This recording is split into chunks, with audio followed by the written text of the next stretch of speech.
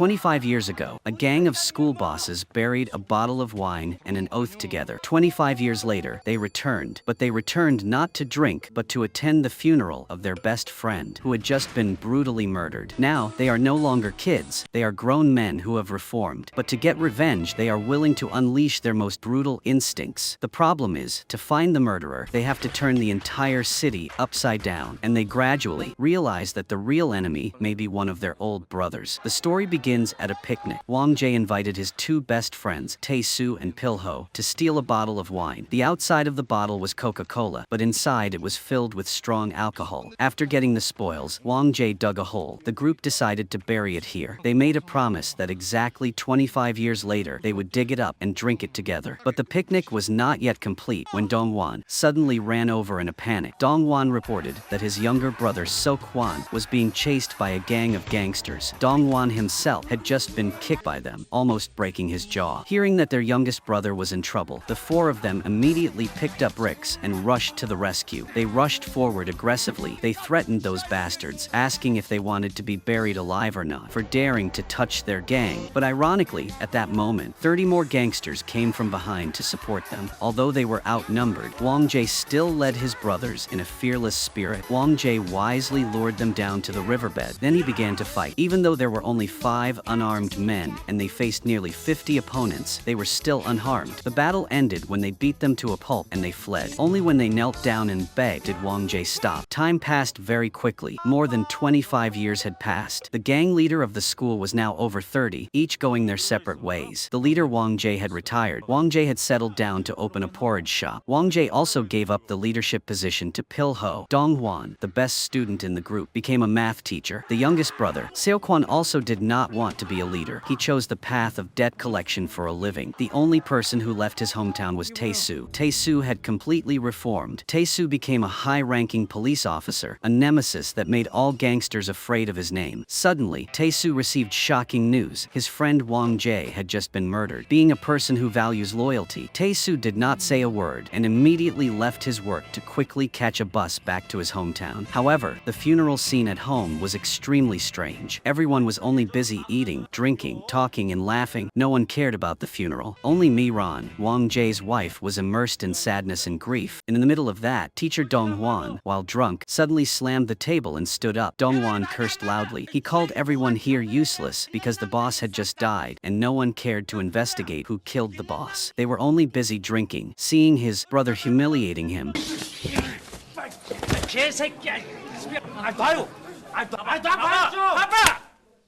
It turned out that the two were real brothers. Although they used to be in the same gang, they were now always on opposite sides. Right after that chaotic fight, Tae-soo just appeared. Tae-soo hadn't even had time to eat or drink anything when he had to rush to the memorial service with his 3 friends. When all the guests had left, the atmosphere became tense again. So-kwon firmly declared that he would definitely find the person who killed Wang Jie. Hearing that, Pil-ho strongly objected. Pil-ho angrily said that he also wanted to find that bastard. Wang Jie was not only Pil-ho's brother-in-law, but also his childhood friend. The two of them used to wear the same pants and wear the same shoes. How could Pil-ho not feel sorry? But Pil-ho thought that his family had a lot of things to take care of. Where would he find the time to do that? Pil-ho also sarcastically said that he challenged So-kwon to find that person and he would build a grave for him. Knowing that Pil-ho now only wanted to focus on making money, So-kwon dejectedly replied that they used to be friends, but now it was different. After saying that, So-kwon angrily left. At this time, Tae-soo walked over. Tae-soo also affirmed that if he did not pay for this revenge, he would not be human, and he would stay for exactly 10 days to find out the culprit's whereabouts. After that, Tae-soo invited Pil-ho to have a few drinks to talk. Immediately, the two went to a bar. Here, Pil-ho began to tell the whole story. Pil-ho slowly told that after Wang Jie married Mi-ran, Pil-ho's sister, Wang Jie was determined to withdraw from the underworld. Wang Jie returned to his hometown to open an honest restaurant. But life was not easy. The economy was difficult, and the restaurant was often attacked by young men. The climax was that fateful night with an arrogant nature, a blonde man nicknamed Chol Gon.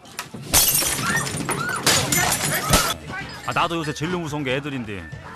가만히 있어, 이 새끼들아! 니들 다 그만이야, 임마! 너 정말! 내 승질 알잖아. 애들이 원체 겉도 암만 옛날엔 알고 겼다.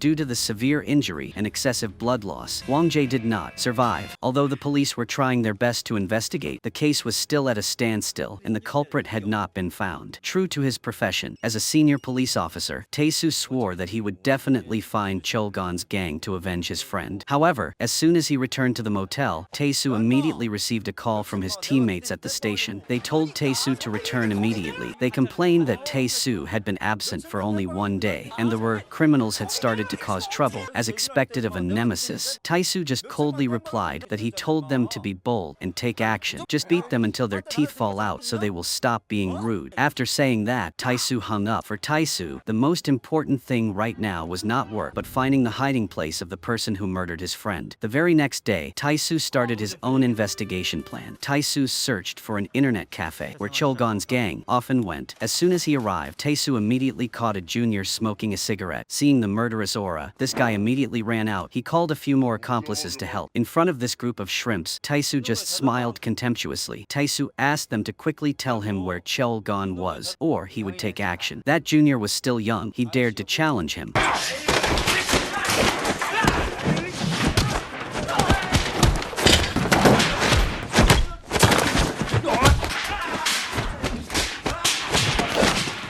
At the same time, not only Tae-soo but So-kwon was also secretly investigating. So-kwon found out that Chol-gon's lover was currently working in a karaoke bar. So-kwon immediately went inside, but So-kwon arrived at the right time when this girl was in the bathroom. Not missing the opportunity, So-kwon rushed in. So-kwon forced the girl to reveal where her lover was. However, this girl was also quite stubborn. She refused to say anything, but So-kwon was even more stubborn. So-kwon immediately took out his phone. So-kwon immediately took some sensitive photos of her. So-kwon threatened to post it directly on social media. So-kwon, who was already having a hard time in the toilet, now met someone even tougher to increase the pressure. So-kwon also grabbed the bidet. So-kwon threatened to deal with the beautiful lady on the spot. Before this mental torture, she finally had to give in. She revealed that Chol-gon was hiding in the city center. Immediately after getting the information, the two of them went to the designated location together. As soon as they arrived, Tae-soo only encountered a seemingly harmless scene.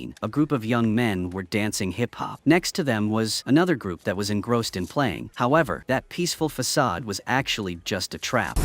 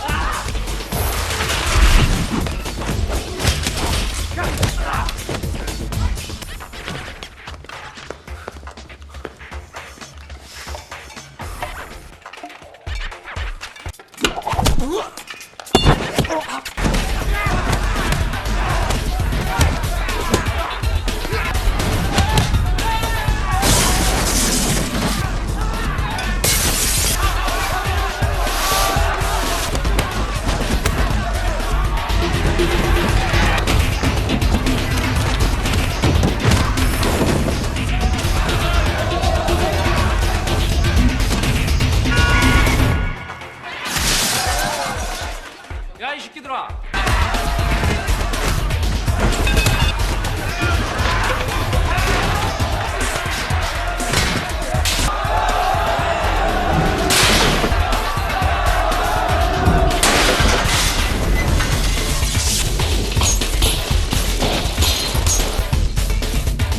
Once in a safe place, Tae-soo spoke his thoughts. Tae-soo didn't believe that young men like Chol-gon had the guts and ability to kill his friend. Tae-soo was sure that there must be something fishy behind it. Tae-soo turned to So-kwon and asked him if he didn't notice it when he was so close. So-kwon just replied in frustration that he was busy earning money to support his mother. Where did he have the time to pay attention? Tae-soo continued to ask, so who sent those brats just now? So-kwon angrily said that if he knew, he would have killed that person. Hearing that, Tae-soo thought that they could start looking for the main clue from these children. The next morning, Tae-soo and So-kwon started the hunt. They were determined to turn this place upside down. They had to find the street children from last night to find the mastermind. Surely that person was closely related to the plot to kill Wang Jie.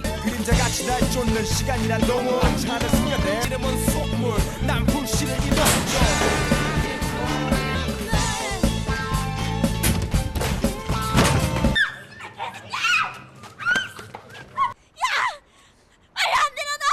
final target was the big sister of the group of female students. The two friends did not hold back and directly threatened to throw her into the river. Too scared, she had to confess everything, and the one who forced her was Dong Hwan, Seok-hwan's real brother. Immediately, the duo was present at the Heen lecture hall. They captured this teacher alive. It turned out that Dong Hwan was a drug addict. He blindly followed the bad guy's orders because he needed money. Although Dong Hwan was extremely remorseful, they still dragged him up to the rooftop to interrogate him. Here, he confessed everything. A real estate director named Hee Bong was the mastermind. Hee Bong hired Dong Hwan. Hee Bong asked Dong Hwan to find some thugs to block their way. Dong Hwan added that director Hee Bong knew that Dong Hwan was a teacher and was addicted to drugs. Hee Bong used this secret to threaten Dong Hwan. Hee Bong declared that he would expose everything if Dong Hwan did not cooperate. This mastermind forced the teacher to look for the thugs in the school. After that, Dong Hwan was forced to compromise. Dong Hwan promised them, then Dong Hwan forced them to do whatever the director asked. That same night, Tae-soo and Seok-hwan immediately went to director Hee Bong. They found Hee Bong moving in a hurry. Hee Bong clearly intended to escape, but when he saw the police card that Tae-soo showed, Hee Bong was immediately scared. Hee Bong obediently confessed everything. Hee Bong said that everything started when Wang Jae washed his hands of the sword and Pil-ho took over. But Pil-ho was not talented enough. He caused the whole gang to become chaotic. They couldn't make any money. Seeing that, Pil-ho went to a bigger mafia boss. Pil-ho promised to open a big casino on this land, and he would make Pil-ho the CEO. In return, Pil-ho's job was to force the people here to sell their land. To support Pil-ho, the boss also sent 4 assassins to help Pil-ho. Soon after, Pil-ho came up with a sinister plan. Pil-ho went to Hee Bong's real estate company. Pil-ho asked for the city planning map, as well as a list of households located on that prime land. Once he had the list in hand, Pil-ho began to set traps. Pil-ho lent these people money at high interest rates. Pil-ho just had to wait until they could no longer pay. Then he would start to act. Pil-ho forced them to sell their land at a cheap price to pay off their debt. Pil-ho also brazenly said that in this world, if you borrow, you have to pay back. Pil-ho's plan was extremely cruel. Whoever dared to object, Pil-ho would immediately have his henchmen take action. Pil-ho noticed that Hee Bong had many beautiful plots of land, but stubbornly refused to sell them, so Pil-ho pretended to invite Hee Bong to go to the sauna. However, when Hee Bong arrived, a butcher was sharpening his knife. The butcher rushed in, intending to cut off Hee Bong's finger. He said that if Hee Bong wanted to stay alive, he should sell the land. Otherwise, Hee Bong would have to accept death. Too scared, Hee Bong had no choice but to bow his head and follow. But fortunately, there was still someone who dared to stand up to demand justice. That was Wang Jae. After hearing the people's accusations, Wang Jae immediately asked Pil-ho to have dinner. At the meal, Wang Jae, as the old boss, asked Pil-ho to stop this immediately and not harm any more innocent people. Wang Jae also warned Pil-ho not to force him to take action. However, Pil-ho was now blinded by money. Pil-ho challenged him again. Wang Jae only replied with a serious face that he was not only Pil-ho's old boss, but also his brother-in-law. As soon as he finished speaking, Wang Jae finished a glass of wine. The two decided to follow the old gang rules. They both bandaged their left arms and started fighting.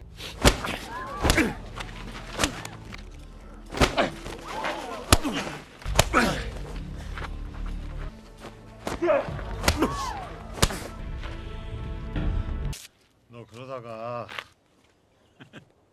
Wang Jae stopped and warned that if Pil-ho continued to go astray, he would have no friends left. This warning not only did not wake Pil-ho up, but also made him extremely angry. Humiliated, Pil-ho decided to take action. Pil-ho forced Hee Bong to hire some gangsters. They went to Wang Jae's restaurant to cause trouble. When these guys successfully lured Wang Jae into a deserted alley,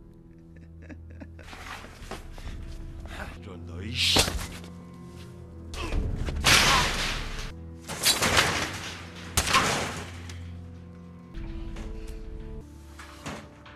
Pil-ho just coldly said, "Human hearts are hard to predict." After doing so, Pil-ho blamed all the crimes on the gang of young men. Pil-ho told them to hide for a while, waiting for things to calm down. After Hee Bong confessed everything, he was also planning to escape. But at that moment, Tae-soo and Seok-hwan appeared. Having obtained a valuable clue, Tae-soo and Seok-hwan immediately went to the abandoned house where the young men were hiding. At that moment, the leader Chol-gon came back from shopping and was shocked to see his two friends had been defeated. Before Chol-gon Gon could understand what was happening, Seokwan jumped in and beat him up. Luckily, Taesu still kept the cool head of a police officer. Taesu immediately calmed his friend down. Taesu said that Pilho was the real mastermind. Taesu told Seokwan to throw this kid in the police station. Then, Taesu turned to Cholgon and told him to confess everything honestly, because at this time, the police station was the safest place. That same night, Taesu returned to Wang Jae's house. Here, Taesu met Miran, Wang Jae's wife. Taesu had to painfully inform her of the cruel truth that the person who killed her husband was her own brother. Hearing this news, Miran was stunned. She couldn't believe it. She didn't know whether to believe it or not. Taesu could only affirm that tomorrow he would bring everything to light. After saying that, Taesu stood up. Taesu suddenly saw the 25-year-old bottle of wine that belonged to the gang. Taesu quietly took it and left. On the other side, Pilho and 4 assassins also smelled danger. Pilho had just knew that Cholgon had been arrested. Without hesitation, Pilho immediately ordered to kill him to silence him. The next morning, Pilho took the initiative to call Taesu. Pilho asked Taesu to go to the old forest, where they used to bury the wine, to settle everything. At the same time, Pilho also started a plan to silence him. Pilho had an assassin pretend to be a delivery man to break into the police.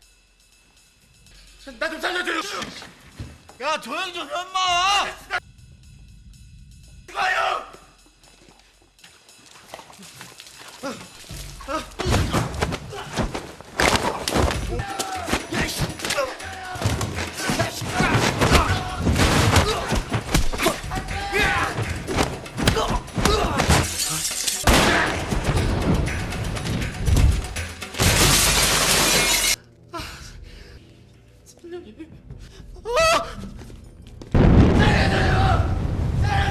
In the forest, Taesu went to the meeting point alone. Taesu seemed completely unaware of what Pilho had done. Taesu still carried the old bottle of wine with him, in the faint hope that it would make Pilho remember their old feelings. Taesu opened the cork and took a sip, then threw the bottle of wine towards Pilho. Taesu sadly repeated the promise that they would drink this bottle of wine together 25 years later. But now the person who buried it had passed away. Taesu just wishes to return to those days. Pilho coldly looked down at the wine bottle. Pilho replied that in this society, whoever is strong, their words are the truth. As soon as he finished speaking, Pilho poured the entire bottle of precious wine on the ground without drinking a drop, as if to confirm that the old friendship had now run out. Taesu was completely disappointed at this point. He had no choice but to leave quietly. Right after Taesu left, Pilho immediately dragged Hee Bong out to the middle of the lake. Pilho cruelly buried the director's feet in a concrete barrel. Before taking action, Pilho also warned that there are many good people, but there are too few who know how to behave, and this is the reward for those who can't keep their mouths shut. After saying that, Pilho immediately pushed Hee Bong into the lake. Pilho let Hee Bong sink to the bottom of the lake. In another development, Seokwan is trying to take his mother and Donghwan to rehab. However, as soon as their car started, it was followed by the short-haired female assassin, one of the 4 great assassins of the secret boss.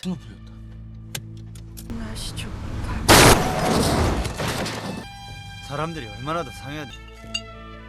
Mother and Dongwon both died. Only Seokwan was lucky to survive, but Seokwan was immediately taken by them to an abandoned house. Seokwan was brutally beaten. Pilho was also present. Pilho told Seokwan directly that if Seokho followed Pilho, he would live, but if Seokho opposed Pilho, he would die. Pilho declared that he would spare Seokwan's life this time because he wanted to see what Seokwan and Taesu could do. After saying that, Pilho threw a wad of money in Seokwan's face to humiliate him. Then Pilho and his men happily left. Left alone, Seokwan pulled out a bottle of wine. Seokwan drank a few sips until his body was numb. Seokwan struggled to arrange the funeral for his mother and brother. After finishing everything, Seokwan brought the ashes of the 2 to the temple. While Seokwan was suffering from the pain of losing his loved one, on the other side, the evil boss had already signed the contract. The boss quickly opened the casino and held a grand opening ceremony. At the ceremony, he officially appointed Pilho as CEO. Not only that, the boss also happily awarded Pilho the title, the first flipper. Things had gone too far. Taesu went to see Seokwan. Now the two understood each other. They decided to take immediate action. Knowing that Pilho was holding an extremely grand banquet, the 2 friends decided to join in the fun. Seokwan took the initiative to call Pilho. On the other end of the line, Pilho made a fake apology. Pilho said that he was sorry for not attending the funeral, but in return he sent a full envelope. Pilho even brazenly challenged him. Pilho said that if Seokwan was hungry, he should come and eat. Seokwan just coldly replied that they would definitely come. Pilho Pilho hung up, then he chuckled. He was sure that he had the upper hand. Pilho had hired hundreds of assassins. He planted them to pretend to be chefs and guard everywhere. Attending the party that day, in addition to Pilho, there were also the tycoon and big investors. However, they could not have expected Tae-soo and So-kwon, each holding a stick, to rush in from outside. The two appeared majestically like two gods.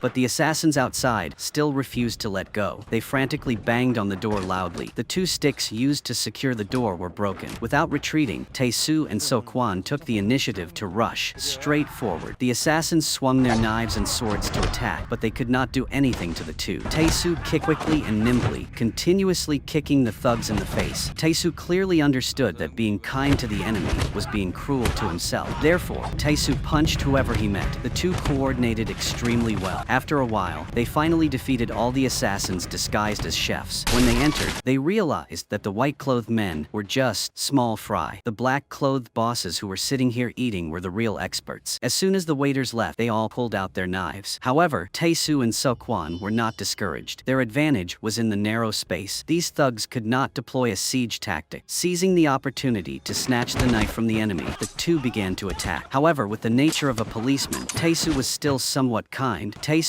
only aimed at the tendons of the arms and legs, not at the vital points. But because of that little mercy, Tae-soo had to pay the price. Tae-soo was slashed in the calf by a thug. Immediately, another one rushed forward. He intended to take the opportunity to kill Tae-soo. Luckily, So-kwon threw a knife at him in time. So-kwon knocked him down on the spot. Realizing that he could no longer be lenient, Tae-soo began to act more brutally. And just a moment later, all the men in black were officially defeated. Meanwhile, in the main banquet hall, Pilho and the guests were still drunk. The evil boss was still praising the delicious food. Suddenly, Pilho heard the sound of a fight. He knew something had happened. At that moment, the short-haired female assassin suddenly rushed in. She hurriedly informed the boss. To reassure the guests, Pilho immediately lied. He said that they were just drug addicts asking for money. There was nothing to worry about. Tae quickly tore a piece of cloth and temporarily bandaged the wound on his leg. The two continued to move into the hallway. They had just taken a few steps when a scarred-faced samurai assassin suddenly appeared. He blocked the two's path, but he was quickly defeated by both of them. Seeing the chaotic situation, the evil boss turned to curse Pilho. He scolded Pilho for being a country bumpkin, making him lose face. Being severely humiliated in front of everyone, Pilho was extremely angry. As soon as the boss turned around and left, Pilho immediately picked up the wooden board with the words, "The first flipper." Pilho madly hit the boss on the head. This caused the boss to collapse and die on the spot. After committing the crime, Pilho also said in a harsh voice, "Who told this old man to dare to call him the first flipper?" Pilho loudly asked if anyone else dared to call him a country bumpkin to come out. After hearing this crazy statement, the investors sitting there immediately stood up. They hurriedly left because they understood that someone who dared to kill the boss would sooner or later betray them. When only his men were left, Pilho turned around. He looked at his two old friends. Pilho sarcastically asked, "Do you like to eat for free?" After saying that, Pilho placed the wooden board on the table. Pilho officially ordered the 4 remaining assassins to take action. Now, the battle was a battle of numbers against the weak. Tae-soo and So-kwon each had to face 2 experts at the same time. The problem was that they had just fought hundreds of people outside, so they were exhausted and had no strength to fight back. Therefore, the two were immediately completely overwhelmed by these 4 experts. They attacked so quickly that the 2 of them were attacked before they could even dodge. Worse, Tae-soo was deliberately stepped on by them. In his old wound, Tae-soo was kicked with a powerful kick. Tae-soo fell down the stairs, then he rolled on the floor in pain. But they still did not give up. 2 assassins, a man and a woman, went down to Tae-soo. They continued to deal fatal blows. So-kwon's situation above was no better. So-kwon could only brace himself. So-kwon endured the blows and endured the blows. Although So-kwon tried to counterattack, it was to no avail. When So-kwon saw his friend below being beaten up, he decided to jump down. But before So-kwon could do anything, he was grabbed by the hair by an assassin. Although they were cornered for a while, it seemed like the 2 of them had no chance chance to counterattack, but they still persevered, trying to wait for the right moment. Unexpectedly, Taesu took advantage of the opening. Taesu threw a powerful punch that almost broke the assassin's arm. Immediately, Taesu broke the table leg. He grabbed the wooden board and hit him straight in the head. Not stopping there, Taesu jumped up. Taesu threw a devastating heel punch that sent him face first to the ground. The target now was only the short-haired female assassin. She ruthlessly pounded her heel into Taesu's leg wound, but Taesu gritted her teeth and endured the pain. Taesu counterattacked with a punch to her knee. Taking that opportunity, Taesu turned around and threw a decisive punch to the face, causing the beauty to officially fall to the floor. Up above, Seokwon also started to turn the situation around. Seokwon used a headbutt, then he threw a powerful kick that sent one of the men tumbling down the stairs. Now there was only one long-haired man left. Seokwon dodged the attack, then Seokwon hugged him. Seokwon tried to throw him down the stairs, but this attack also hurt Seokwon. At that moment, Taesu rushed up to support. Taesu hit the assassin once, creating momentum for Seokwon to hit him again. Finally, jumped up to finish him off. Taesu threw a knee strike, then he broke the assassin's neck, causing him to fall. Having just finished off the 4 assassins, both of his friends were exhausted, their bodies covered in wounds. But suddenly, the mastermind Pilho rushed over with a knife. Pilho slashed Seokwon once. When Seokwon tried to rush forward, Pilho stabbed Seokwon straight in the stomach. Seeing his friend in danger, Taesu tried to stand up, but the wound on Taesu's leg was too severe. In desperation, Taesu took off his belt and used it to hit Pilho's face. Unexpectedly, the blow did not cause any harm. Pilho coldly stabbed Taesu just like he did to Wang Jae and Seokwon. Pilho shouted and declared that they were just losers and he was the strongest. Taesu decided to distract Pilho. Because he had been stabbed, he used all his strength to tighten his abdominal muscles to hold the knife. He did not let Pilho pull the knife out. Taesu gritted his teeth and said that whoever lasted the longest would be the winner. Pilho tried to pull the knife out but could not because Taesu held it too tightly. At that moment, Seokwon rushed up from behind with his sword. Seokwon stabbed him fatally, causing Pilho to collapse due to his severe wound. So all 3 of them were now seriously injured, lying on the floor. Seokwon couldn't close his eyes. He just stared at the plaque engraved with the title, The First Flipper. In the end, it seemed like the 5 brothers were reunited in another world. In his last breath, Taesu only hoped that if there was an afterlife, their feelings would be the same as before. Through the movie, it can be seen that in the face of death, all money and fame become meaningless. Pilho and the boss, no matter how rich and scheming, in the end, just lie in the coffin. After all, the most precious thing in this life is love.